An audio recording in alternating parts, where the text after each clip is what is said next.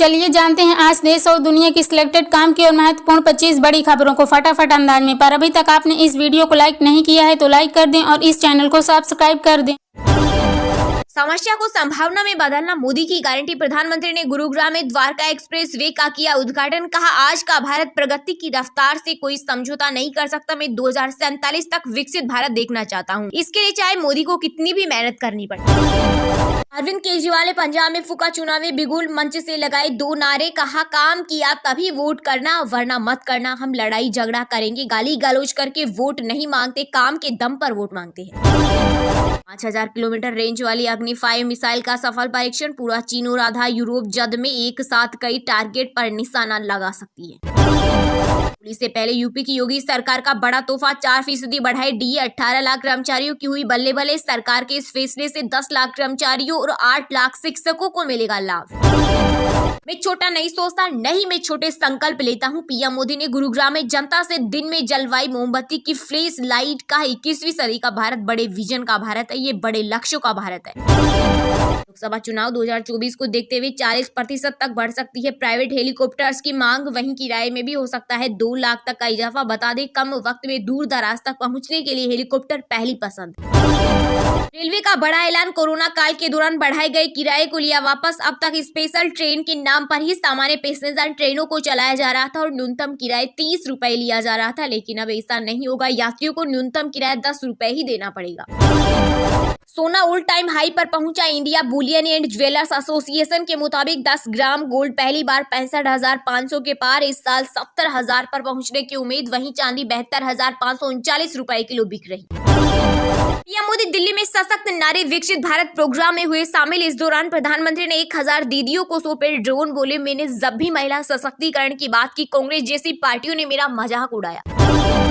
Electoral bond मामले में SBI को सुप्रीम कोर्ट से लगा बड़ा झटका। समय बढ़ाने की अर्जी खारिज। कहा, यह बेहद गंभीर मामला, आज शाम तक नहीं दी डिटेल तो चलेगा अवमानना का केस। साथ ही कहा, चुनाव आयोग 15 मार्च तक वेबसाइट पर डाले जानकारी। पीएम मोदी आज गुजरात के अहमदाबाद से 10 नई वंदे भारत ट्रेन को दिखाएंगे हरी झंडी। इस दौरान 85,000 करोड़ रुपए से ज्यादा की कई रेल परियोजनाओं का भी करेंगे उद्घाटन। विश्व प्रसिद्ध बाबा श्याम के वार्षिक लक्खी फाल्गुन मेले का हुआ आगाज। देश भर के कोने कोने से लाखों श्याम भक्त करेंगे बाबा श्याम के दीदार। मेला एरिया में 350 कैमरों से निगरानी, 16 ड्रोन से चप्पे चप्पे पर नजर। झारखंड में मिलेगा 15 लाख तक शिक्षा लोन। सीएम चंपई सोरेन ने छात्रों को दिया बड़ा तोहफा। बोले, जब तक पढ़ाई पूरी नहीं होती तब तक पैसा वापस करने की जरूरत नहीं।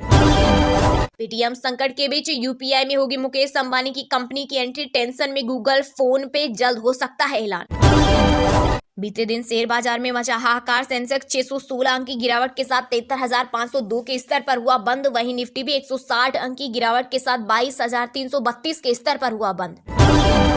बागेश्वर धाम पहुंचे WWE के दिग्गज रेसलर द ग्रेट खली। 156 कन्याओं की सामूहिक शादी में हुए शामिल। बोले, ऐसी शक्ति कहीं नहीं देखी जैसी यहाँ। केंद्रीय अर्धसैनिक बलों के 11 लाख जवानों को सौगात। सीएपीएफ कैंटीन के सामान पर मिलेगी 50% जीएसटी छूट।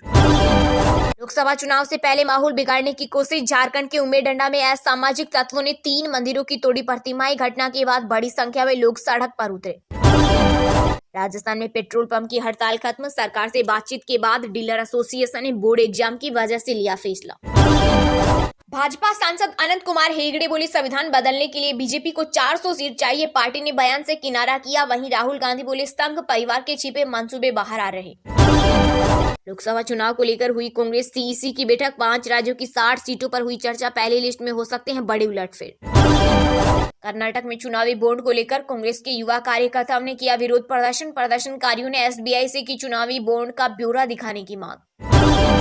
लोकसभा चुनाव से पहले इलेक्टोरल बोल्ड की लिस्ट बढ़ाएगी पॉलिटिकल पार्टियों की मुश्किलें। एसबीआई खुलेगा पूरा कच्चा चीठा। यूपी एमएलसी चुनाव के लिए एनडीए के सभी प्रत्याशियों ने दाखिल किया नामांकन। इस दौरान सीएम योगी आदित्यनाथ भी रहे मौजूद। वहीं सपा के 3 प्रत्याशियों ने भी दाखिल किया नामांकन। पश्चिम बंगाल में तलाक के बाद पूर्व पति पत्नी एक दूसरे के खिलाफ लड़ेंगे चुनाव। टीएमसी ने विष्णुपुर सीट से सुजाता मॉडल को उतारा। वहीं भाजपा ने उनके पूर्व पति सौमित्र खान को बनाया उम्मीदवार। दोनों दंपति 2020 में हुए थे अलग।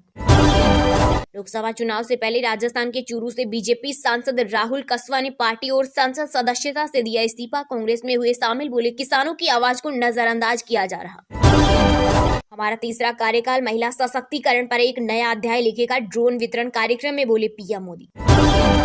सीए के खिलाफ विपक्ष के आंदोलन पर असम के सीएम हेमंत बिस्वा शर्मा ने दी चेतावनी, कहा खत्म हो सकती है पार्टियों की मान्यता।